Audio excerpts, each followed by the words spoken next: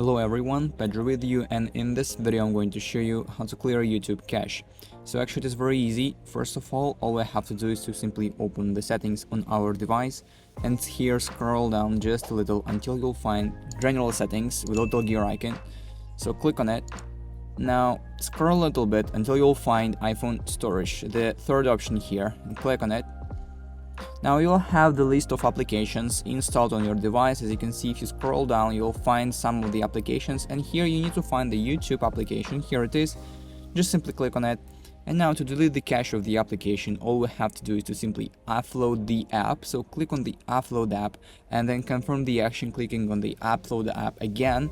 And that is basically how you can delete the cache of a YouTube application on your iPhone. And then all you have to do is to reinstall the application from the same screen. Instead of upload app, there will be reinstall button, and basically that is it. That is how you can delete the YouTube cache on your iPhone. If you found this video useful, leave a like and subscribe to the channel. Thank you.